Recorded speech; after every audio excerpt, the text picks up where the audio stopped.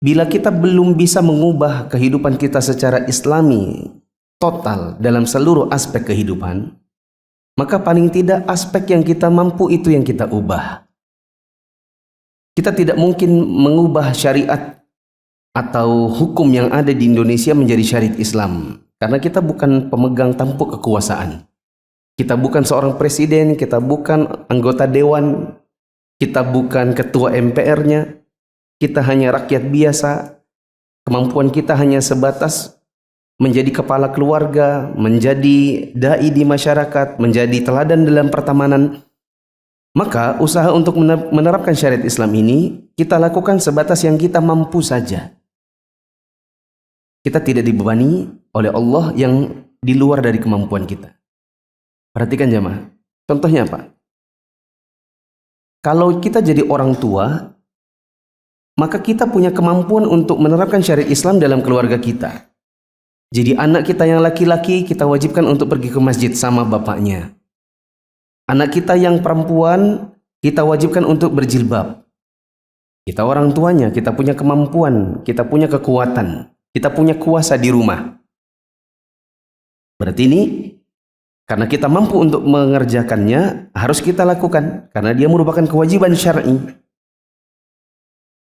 Tidak boleh dan bisa berdosa apabila ada orang tua anaknya yang laki-laki sudah balik tidak ke masjid, dibiarkan. Anaknya yang sudah balik yang perempuan dibiarkan keluar dari rumah tanpa hijab. Begitu juga suami, kalau dia punya istri, ya, mungkin waktu dia menikah sama istrinya itu sama-sama masih belum belum Islami begitu. Setelah dia sadar, dia wajib ajak istrinya dengan apa yang dia mampu. Kita dapati misalnya di sebagian keluarga, suaminya itu kalau keluar rumah pakai celana sepaha di atas, hampir seselangkangan. Kalau cuci motor di garasi, kelihatan udelnya, perutnya. Jadi istri tetangga itu kalau menyapa dia, bisa melihat ke seksian kebuncitan perutnya. Istrinya tak ubah seperti suaminya. Kalau keluar dari rumah, tidak pakai hijab, pakai daster kelihatan keteknya, pakai daster yang pendek kelihatan betisnya, sama saja, istrinya sama saja. Ya. Karena mungkin keawaman. Belakangan mungkin misalnya dengar khutbah Jumat, dengar khutbah Id, dengar kajian sepintas, oh saya harus mengubah keluarga saya karena ini ternyata kewajiban. Maka dia harus menerapkan di keluarganya. Karena dia punya kekuasaan. Contoh misalnya suaminya bilang, kalau mulai besok kamu tidak mau berhijab syar'i, ya mohon maaf, nafkah kita kurangi. Tidak ada bonus-bonus. Saya hanya tunaikan yang wajib saja. Bonusnya tidak ada. Apa bang bonusnya? Skincare. Mulai besok tidak ada lagi skincare. Karena saya baru sadar ternyata kamu kalau keluar dari rumah pamer kecantikan ke suami orang, ya. Saya baru sadar sekarang. Ternyata cantikmu bukan buat saya seorang, tapi ternyata juga buat suami orang. Iya kan? Ya. Kalau tidak mau berhijab, nggak ada bonus. Kalau kamu berhijab, saya kasih bonus. Ini kemampuan kita untuk menerapkannya di keluarga. Kalau teman-teman misalnya punya usaha, ini tadi saya tulis ya, orang tua, suami. Sekarang jadi bos, punya usaha. Karena kita yang punya usaha, kita yang jadi bos, kita yang punya karyawan, maka kehidupan Islami ini wajib untuk kita terapkan karena kita yang punya kuasa.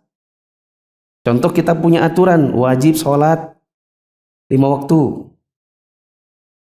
Yang laki-laki wajib ke masjid.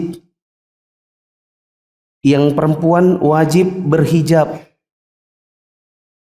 Tadinya belum ada penerapan syariat seperti ini. Kemudian dia mulai menerapkan, panggil seluruh karyawan. Dia bilang, karena saya seorang muslim dan mayoritas dari kalian juga seorang muslim, maka saya mewajibkan untuk setiap yang muslimah untuk mulai hari esok berhijab datang ke kantor. Oh, tapi belum punya pak. Oke nih, semuanya kasih amplop satu-satu buat beli hijab langsung 2 set. Jadi kalau satu kotor, cuci, satu dipakai. Kalau perlu dibikinkan seragam. Ya. Tapi Pak, kita ini kan toko bangunan, biar aja toko bangunan syar'i. Gitu. Mulai besok jam 12 tank wajib tutup. Kalau ada customer gimana Pak? Oke, karena takutnya ada customer gini saja. Jam 11.45 tutup, tidak ada pelayanan. Jadi 11.45 sampai ke jam 12 ini waktu pelayanan yang memang masih tersisa. Ya, setelah itu apa? Kalian wajib makan siang, kemudian laki-laki wajib ke masjid. Karena kita yang bos, kita yang punya usaha, kita bisa terapkan. Itu yang namanya menerapkan usaha, menegakkan syariat Islam sesuai dengan yang kita mampu. Jangan ada yang berkata, ya, padahal dia bosnya, dia yang punya usaha, dia bilang, oh no, saya kan tidak bisa mewajibkan karyawan saya. Bisa. Siapa bilang tidak bisa? Saya saja dulu punya dosen, ada dosen yang ya beliau cukup islami ketimbang dosen-dosen yang lain.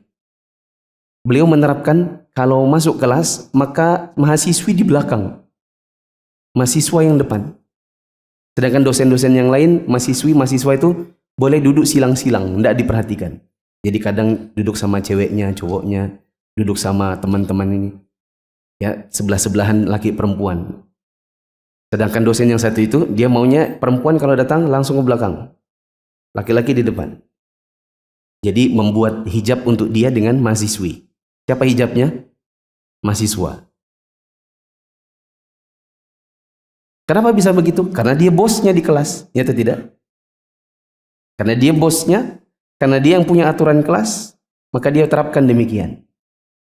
Ada lagi dosen yang kalau mau ini bimbingan tugas akhir, kalau mau bimbingan tugas akhir ketemunya setelah selesai sholat zuhur di musola teknik.